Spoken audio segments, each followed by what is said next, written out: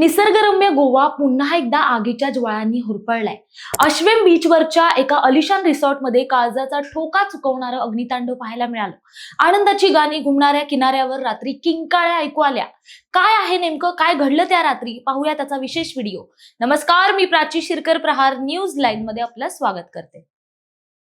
पर्यटकांची पहिली पसंती असलेल्या उत्तर गोव्यातील अश्वेम बीचवर गुरुवारी रात्री मृत्यूचं थैमान पाहायला मिळालं असतं.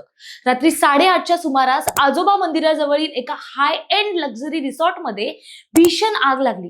काही मिनिटातच आगीने रौद्र रूप धारण केलं आणि रिसॉर्टमधील महागडे कॉटेजेस आगीच्या भक्ष्यस्थानी पडले. समोर आलेल्या दृश्यांमध्ये आगीच्या ज्वाळा आकाशाला भिडताना दिसत होत्या. कोट्यावधी रुपयांची मालमत्ता डोळ्या देखत जळून खाक झाली. सुदैवाने या घटनेत कोणतीही जीवितहानी झाली नाही, मात्र भीतीचं वातावरण कायम आहे. अग्निशमन दलाच्या गाड्या उशिरा पोहोचल्याचा आरोप करत स्थानिकांनी तीव्र संताप व्यक्त केलाय. प्रशासकीय मदतीची वाट न पाहता स्थानिकांनी सुरुवातीला आग विझवण्यासाठी धाव घेतली. गोव्यातील रिसॉर्ट्सला लागणाऱ्या आगीवरून धडा केव्हा घेणार हा प्रश्न उपस्थित झालाय, कारण या घटनेमुळे अवघ्या काही महिन्यांपूर्वीच्या रोमिओ लेन नाईट क्लब मधील भीषण अग्निकांडाची जखम पुन्हा ताजी झाली आहे. त्या दुर्घटनेत 25 निष्पाप जीव गेले होते. फटाक्यांचा वापर आणि सुरक्षेचे नियम धाब्यावर बसवल्यामुळे तो बळी गेला होता.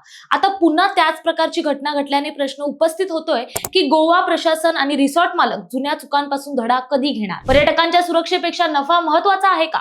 आगीचं नेमकं कारण अद्याप स्पष्ट झालेलं नाहीये. मात्र या अग्नितांडवाने गोव्यातील पर्यटन व्यवसायातील सुरक्षेचं पितळ उघडं पडलंय. पर्यटनाच्या झगमगाटात आगीपासून संरक्षणाचे नियम हवेत विरले आहेत का, याचा गांभीर्याने विचार करण्याची वेळ आली आहे. सुदैवानं आज कोणाचा जीव गेला नाही, मात्र दरवेळी नशीब साथ देईलच असं नाहीये. अश्वेमची ही आग विझली, मात्र त्यामुळे उपस्थित झालेले प्रश्न मात्र कायम धगधगत राहणार आहेत. गोवा प्रशासन आता तरी जाग होईल का, धडा घेईल का, योग्य उपाययोजना करेल का, अनेक प्रश्न उपस्थित झालेले आहेत. तुम्हाला काय वाटतं यावर कमेंट नक्की करा आणि व्हिडिओला लाईक, शेअर आणि सबस्क्राईब नक्की करा. धन्यवाद.